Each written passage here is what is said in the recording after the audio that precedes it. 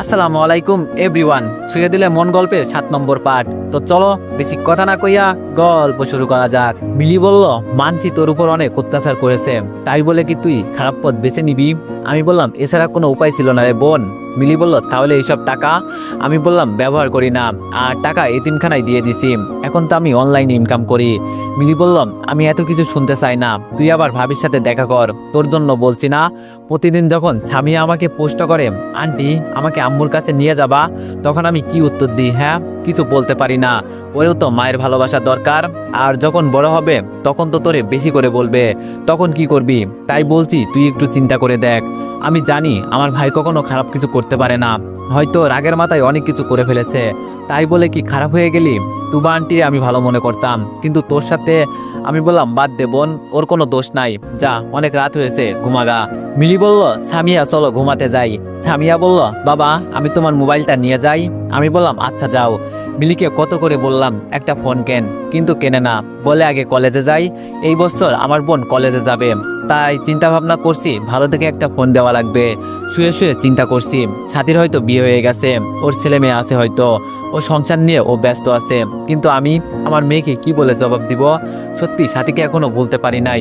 সাথীর কথা মনে হলে আজও নিজেকে অনেক বড় অপরাধী মনে হয়। মাঝে মাঝে রাতে সামিয়াকে বুকের মাঝে নিয়ে কান্না করি। ও তো শুধু ওর মাকে দেখতে চাই, কিন্তু ওর কথার উত্তর আমি দিতে পারি না। হয়তোবা আমাকে আরেকটা বিয়ে করতে হবে, কিন্তু আমি তো সাথীকে ছাড়া আর কাউকে মনে জায়গা দিতে পারবো না। আর অপরাধ করতে চাই না আমি, এমনি নিজেকে অনেক বড় অপরাধী মনে হয়।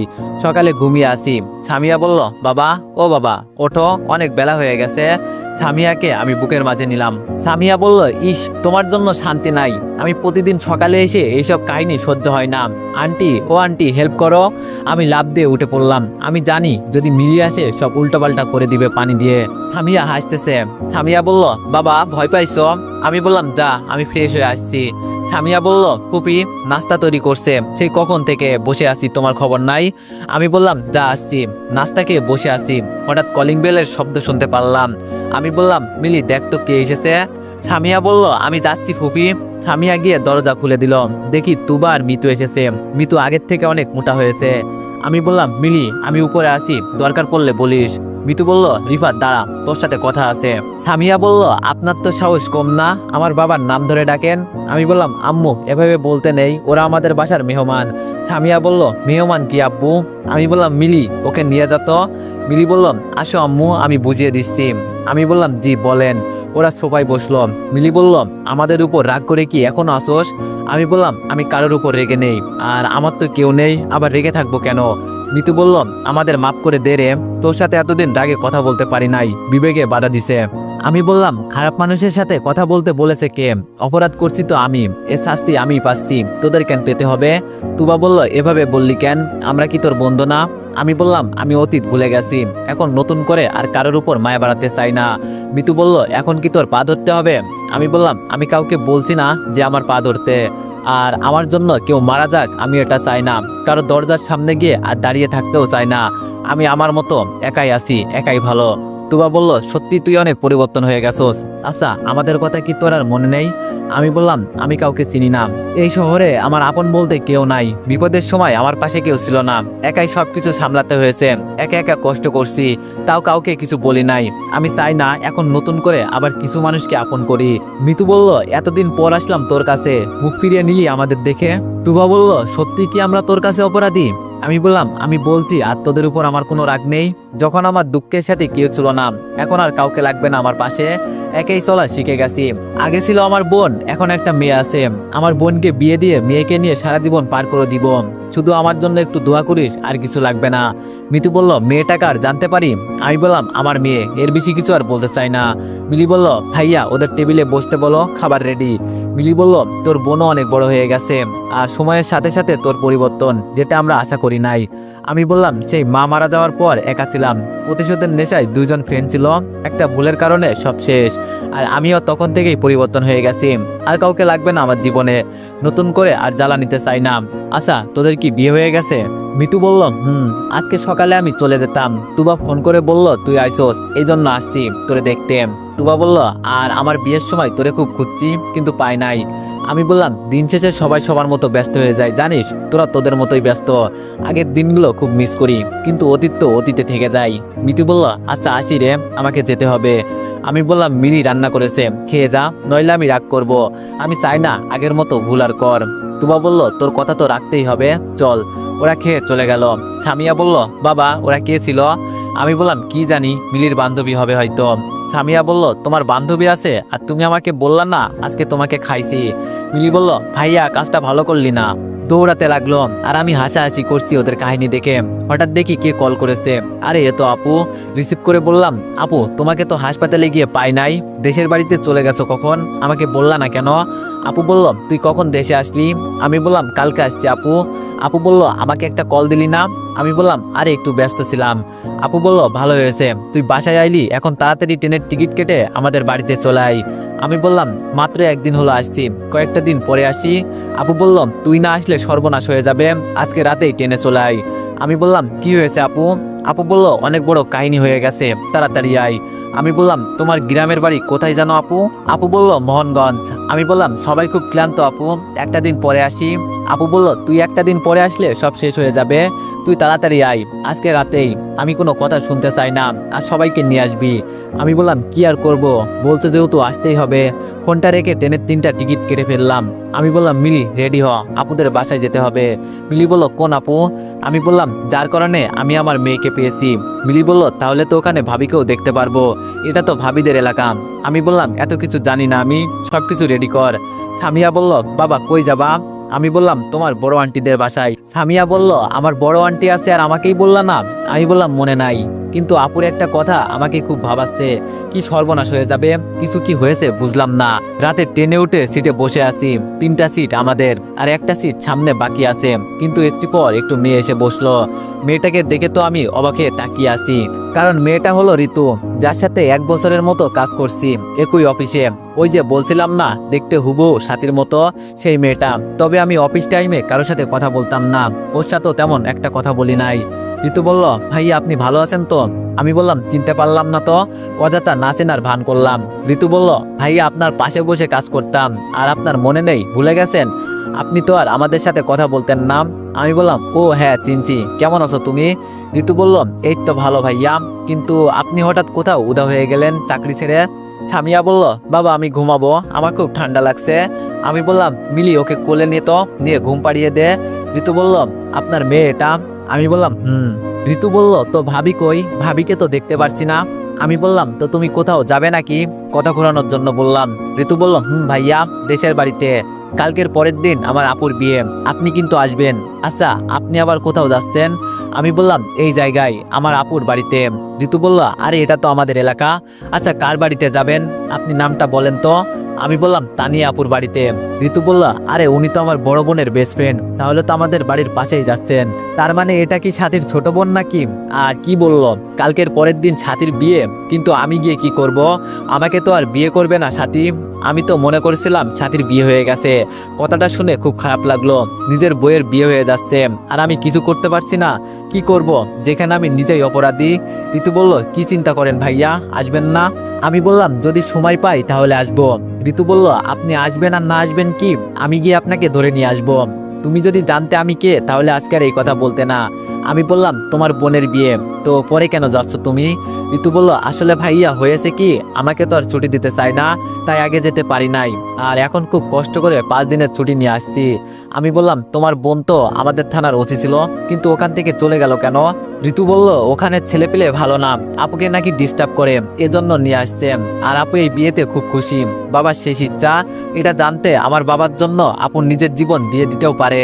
আমি বললাম, কপালটা শুধু আমার খারাপ, যাকে আপন করার চেষ্টা করছিলাম একটা ভুলের জন্য সেই হয়ে গেল পর, এখন আবার পুরোনো দিনের কথা মনে করিয়ে দিলে। ঋতু বলল, কেন ভাইয়া, কি হয়েছে? আমি বললাম, বাদ দাও এইসব, জেনে তোমার লাভ আছে।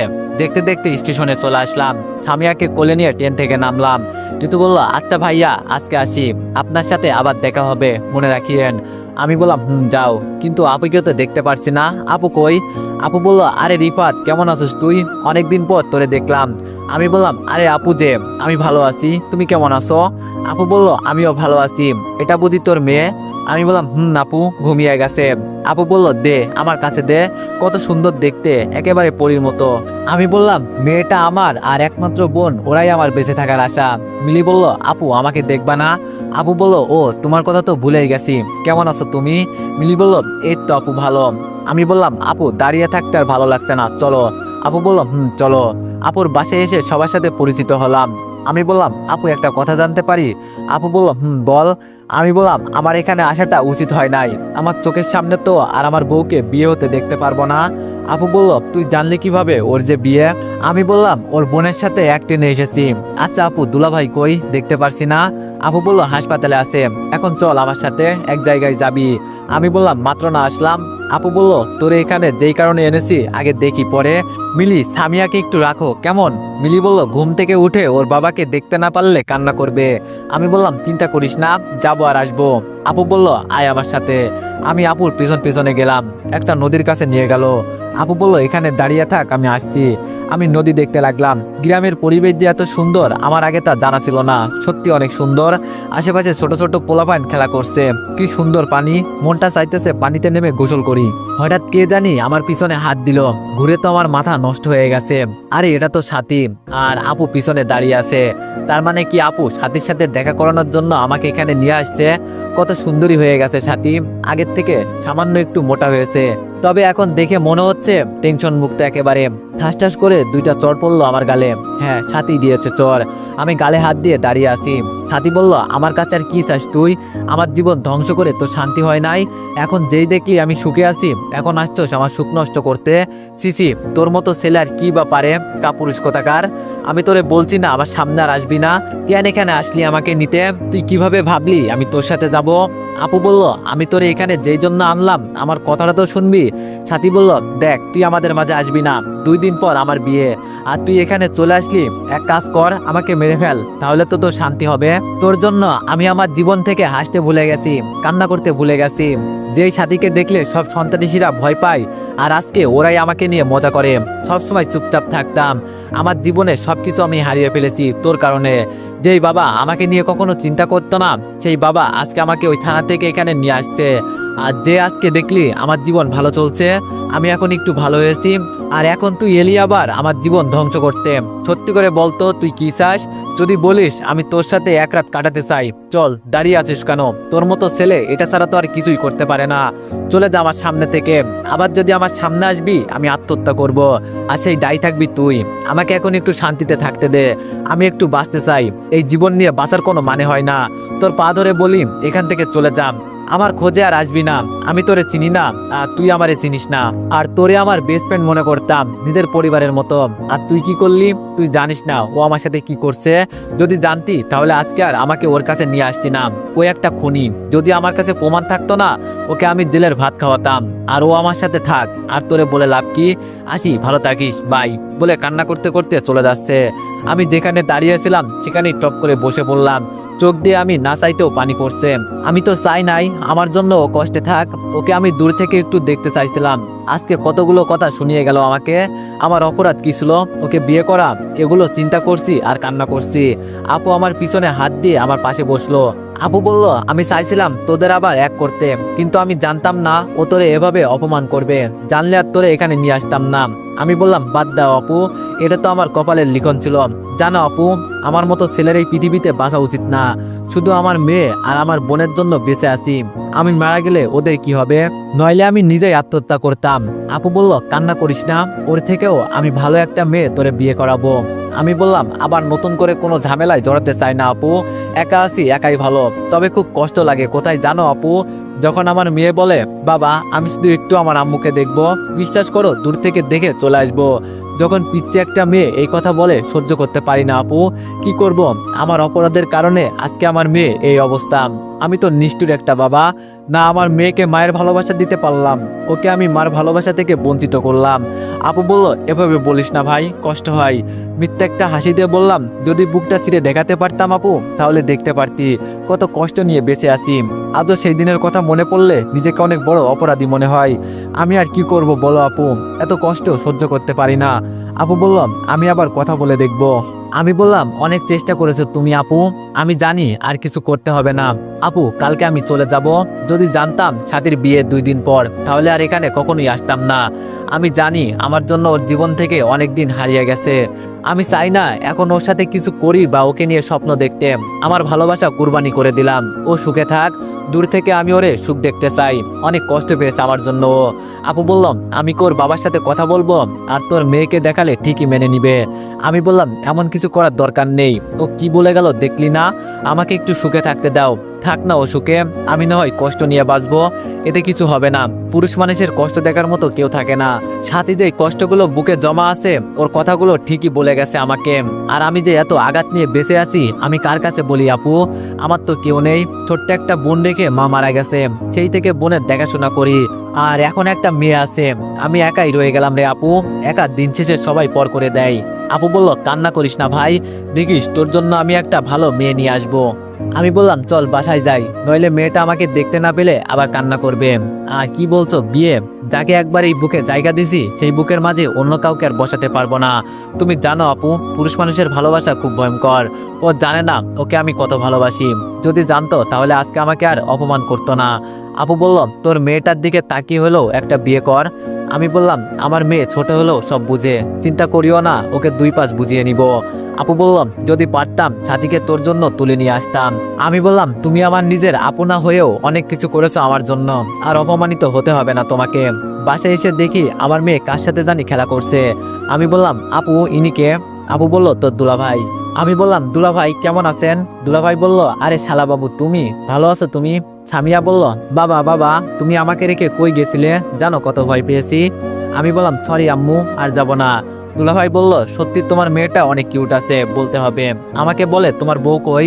সামিয়া বলল, বাবা আমার বড় আন্টি কই, আমি তো দেখতে পেলাম না। আমি বললাম, ওই যে দাঁড়িয়ে আছে উনি। সামিয়া তানিয়া আপুর কাছে গিয়ে বলে, তুমি কি আমার বড় আন্টি? আপু সামিয়াকে কোলে নিয়ে চুমু দিয়ে বলল, মা, লক্ষ্মী একটা মেয়ে। সামিয়া বলল, তাহলে এতদিন তুমি কোথায় ছিলে? আপু বলল, আমি তো ডাক্তার, আমাকে তো মানুষ সেবা করতে হয়। সামিয়া বলল, ডাক্তার কি বাবা? আমি বললাম, তোর ফুপিকে জিজ্ঞেস কর, আমি জানি না। এখন দেখ তোরে কেমন চালাই। আপু হাসতেছে। সকালে রেডি হচ্ছি, বাড়িতে চলে যাব, এখানে আর থাকা যাবে না। আপু বলল, ভাই মানছি তুই চলে যাবি, আজকের দিনটা থেকে যা, কালকে চলে যাবি। কালকে মাত্র আসলি, আজকে চলে যাস, মানুষে কি বলবে, প্লিজ ভাই। দুলাভাই বলল, আমিও তাই বলি, কালকে বিকালে ট্রেনে চলে যাবা। মিলি বলল, ভাইয়া থাক না, আমি গ্রামটা একটু ঘুরে দেখবো। সামিয়া বলল, বাবা আন্টিরা যা বলে আমি তাই। আপু বলল, তাহলে তো হয়েই গেল, তোর মেয়ের কথা তো শুনিস নাকি? আমি বললাম, আমার মেয়ে নাকি? এটা কার মেয়ে? মাঝে মাঝে বুঝি না, সবসময় আন্টির পক্ষে কথা বলে। আরে আমি যে তার বাবা এটা তো মনেই রাখে না। সামিয়া বলল, মা বাবা রাগ করো কেন, আমি না তোমার মেয়ে? এখন আমাকে চকলেট দাও। আমি বললাম, ওই তোর বড় আন্টিকে বল। আপু বলল, আসো মা আমার কোলে। আমি বললাম, নিয়ে যা, দেখ পুরো দোকানটাই খেয়ে ফেলতে পারে। সামিয়া বলল, বাবা। আমি বললাম, ভয় পেয়েছি মা, তুই যা। দুলাভাইকে নিয়ে আড্ডা দিচ্ছি। সাথীদের বাড়িতে বক্সের শব্দ শুনতে পারছি, বিয়ের গান চলছে। কই এখানে থাকার কথা আজকে আমাকে, আর এখন আমার জায়গায় অন্যজন। হাই রে কপাল। শুনছে আজকে নাকি সাথীর বিয়ে, সাথীকে তুলে নিয়ে যাবে। যত সময় আসছে তত আমার বুকে ধুকপুকানি বেড়ে চলেছে। মনে হচ্ছে জানো আমার কাছের কেউ চলে যাচ্ছে, আমি ধরে রাখতে পারছি না। দুলাভাই আর আপু আমার 2 পাশে বসে আমাকে বুঝ দিচ্ছে। একটু পর বাচ্চারা বলাবলি করছে, বরের গাড়ি এসেছে। সামিয়া বলল, বাবা আমিও বরের গাড়ি দেখতে চাই। আপু বলল, যাও, তবে রাস্তায় যাবা না আম্মু। সামিয়া বলল, বাবা যাই। আমি বললাম, যা, এই গাড়িটা তোর বাবা জান নিতে আসছে। আপু বলল, মন খারাপ করিস না, সব ঠিক হয়ে যাবে, তোরে আমি আবার ভালো একটা মেয়ে দেখে বিয়ে করাবো। দুলাভাই বলল, ভাই তুমি কোনো চিন্তা করো না, আমরা আসি না। হঠাৎ ছোট্ট একটা মেয়ে এসে বলল, আপু তোমাদের বাসায় যেই মেয়েটা বেড়াতে এসেছে না, ও বরের গাড়ির নিচে পড়ছে। বসা থেকে উঠে বললাম, কি? দৌড় দিয়ে বাইরে এসে দেখি রাস্তায় অনেক ভিড়। ভিড় ঢেলে ভিতরে গিয়ে দেখি আমার মেয়ে রক্তাক্ত অবস্থায় পড়ে আছে। দেখে তো আমার মাথা কাজ করছে না। দুলাভাই তাড়াতাড়ি এসে বরের গাড়িতে তুলে হাসপাতালে রওনা দিল। আমার শরীর রক্তে ভরে যাচ্ছে। আমি কান্না করে দিয়ে বললাম, আপু ওর কিছু হবে না তো? আপু বলল, দেখ ভাই তুই শান্ত হ, আমরা থাকতে আমাদের মেয়ের কিছুই হবে না, তুই চিন্তা করিস না। আমি বললাম, কি শান্ত হব বল, আমার একটা মাত্র মেয়ে, ওর কিছু হয়ে গেলে আমি কি নিয়ে বাঁচবো বল? সব দোষ আজকে আমার। আমি কেন এখানে আসছিলাম আপু? না আসলে আমার মেয়ের এই অবস্থা হতো না। সামিয়াকে হাসপাতালের ভিতরে নিয়ে গেল, তবে আপুকে ভিতরে যেতে দেয় নাই, হয়তো আমার মেয়ের অবস্থা দেখে সহ্য করতে পারবে না। আপু বলল, কি থেকে কি হয়ে গেল রে ভাই? সামনে তাকিয়ে দেখি বর দাঁড়িয়ে আছে, মনে হয় আর যায় নাই। আমি বসা থেকে উঠে গিয়ে ওর কলার ধরলাম। আমি বললাম, বিয়ে করবি ভালো কথা, দেখে শুনে গাড়ি চালাতে পারিস না? খুব আনন্দ হয়েছে না তোর, বিয়ে করবি আজকে? আপু বলল, এই ওনাকে বললে কি হবে, সব দোষ তো ড্রাইভারের। ভাইয়া দেখেন, আমি সত্যি অনেক দুঃখিত, আমি জানতাম না আপনার মেয়ে হঠাৎ রাস্তায় চলে আসবে। আমি বললাম, আমার মেয়ের যদি কিছু হয়ে যায় তোদের সব কয়টাকে আমি দেখে নিব। ঠাস ঠাস করে দুইটা চড় পড়লো আমার গালে। ছাতি আমার গালে চড় দিছে। ছাতি বিয়ের আসর থেকে এখানে চলে আসছে, ছাতি ওর বাবা মাও দেখতে পারছি। ছাতি বলল, তোর তো সাহস কম না, আমার বরের গায়ে হাত তুলিস? এমনি রাগে মাথা নষ্ট হয়ে গেছে, তারপর এই মেয়ে মনটা চাইতেছে। ছাতি বলল, কি কথা বলিস না কেন? আমি জানতাম এমন একটা কাহিনী করবি তুই, আমার সাথে কিছু করতে পারবি না তুই, আমি জানি, তাই বলে আমার বরকে তুই তুলে নিয়ে আসবি? আমি ওর কলা ছেড়ে বললাম, এখান থেকে চলে যান, নইলে সব কয়টাকে দিয়ে কি করি বলতে পারবো না, তাই বলছি আমার মাথা গরম হওয়ার আগে চলে যান। ছাতি বলল, এই তুই হুমকি দিস কাকে? তোর মতো ছেলেকে জেলের ভাত খাওয়ানো আমার কাছে কোনো ব্যাপার না। এতক্ষণ ছাতির উপর নজর পড়ে নাই, তাকিয়ে দেখি ছাতি শাড়ি পরে এখানে চলে আসছে। ছাতি বলল, যখনই আমি শুনছিলাম তুই ওকে হাসপাতালে নিয়ে আসবি, তখনই আমি বুঝে গেছি তুই কি করবি আমার বরকে, তাই আমিও চলে আসছি সাথে সাথে। আমি গিয়ে সাইডে বসলাম, কি বলবো, এক তো আমার মেয়ের টেনশনে বাঁচি না, আরেক আসছে আমাকে কথা শোনাতে, মনটা চাইতেছে এখনই আগুন লাগিয়ে দিই। হঠাৎ দেখি ছাতির বর ছাতিকে বলছে, এই তোমার মাথা খারাপ হয়ে গেছে? কাকে কি বলছো জানো, ওনার মেয়ে আমার গাড়ির নিচে পড়ে আঘাত পেয়েছে। হঠাৎ দেখি দুলাভাই বের হচ্ছে, আমি দৌড়ে দুলাভাইয়ের কাছে গেলাম। আমি বললাম, আমার মেয়ের কি অবস্থা? ওর তো কিছু হবে না, ভালো আছে তো? দুলাভাই বলল, ভাই এখানে সব প্রয়োজনীয় জিনিসপত্র নাই, তাই ওকে ঢাকায় নিয়ে যেতে হবে, এবং আজকের মাঝেই, নইলে। আমি মাটিতে পড়ে কান্না করতে লাগলাম। এখানে না আসলে আজকে আর আমার মেয়ের এই অবস্থা হতো না, এর জন্য দায়ী আমি। না জানি আমার মেয়ে এখন কত কষ্টে আছে। আপু বলল, এই তুমি এসব কি বলছো? দুলাভাই বলল, আমরা অনেক চেষ্টা করেছি, এই গ্রামের হাসপাতালে এত কিছু থাকে না। আপু বলল, তাহলে আমরা বসে আছি কেন? ওকে তাড়াতাড়ি ঢাকায় নিয়ে যেতে হবে তো। আমি বসা থেকে দাঁড়িয়ে গেলাম, ছাতির বরের কাছে গিয়ে বললাম, দেখেন এখানে ক্ষতি হয়েছে আমার, আপনাদের এখানে কোনো দোষ নেই, আপনারা যান এখান থেকে, নইলে আপনাদের দেখলে আমার রাগ কমবে না। দেখো বাবা, আমি মেয়ের বাবা, আমি ওর পক্ষ থেকে সরি বলছি, মাফ করে দিও। সবাই চলে যাচ্ছে। আপু বলল, ছাতি একটু দাঁড়াও, কিন্তু আপুর কথা শুনলো না। আপু বলল, আমার বেস্ট ফ্রেন্ডের কসম, শেষবারের মতো তোর সাথে একটু কথা বলবো। ছাতি দাঁড়িয়ে গেল, আর এইদিকে দুলাভাই সব ব্যবস্থা করছে, এখন শুধু আমরা গেলেই গাড়ি ছাড়বে। আমি আপুর জন্য দাঁড়িয়ে আছি। আপু বলল, একটু পর তো কবুল বলে আরেকজনের ঘরে চলে যাবি, তবে তোরে একটা কথা না বললে নিজেকে খুব বড় অপরাধী মনে হবে। তো এভরিওয়ান, নেক্সট পার্টের জন্য সবাই অপেক্ষা করো। ধন্যবাদ।